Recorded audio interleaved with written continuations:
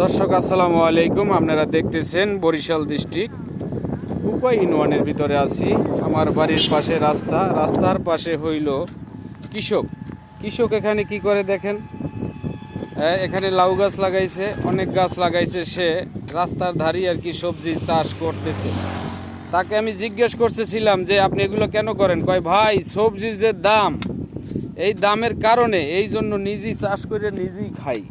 হ্যাঁ, যেটু হয় তাই ঠিক আছে। তার উদ্যোগটা খুব সুন্দর। আসলে দেখেন চারাগুলো খুব সুন্দর হয়েছে। হ্যাঁ, যত্ন করলে আরও সুন্দর হবে। এই যে এগুলো পরিষ্কার পরিচ্ছন্নর জন্য সে কাজ করতেছে। বাড়ির পাশেই রাস্তার সবাই এভাবে করতেছে। আমি আরও কিছু জায়গা দেখেছি, তারা রাস্তার পাশে পাশে এভাবে গাছ লাগাই দিতেছে, লাউ গাছ, করলা গাছ। হ্যাঁ ভাই, আসসালামু আলাইকুম। ভাই, আসলে এরকম উদ্যোগটা কে দিছে আপনাদের?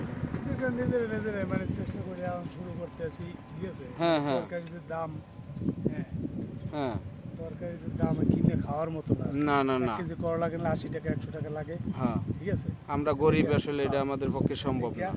নিজেরটা নিজেই আসলে নিজের জায়গা নাই, এই জন্য পরের রাস্তার ধারে সরকারি জায়গার উপরে আপনি সবজি চাষ করতেছেন। কোনো জায়গা এটা আপনি না, অনেক মানুষই করতেছে।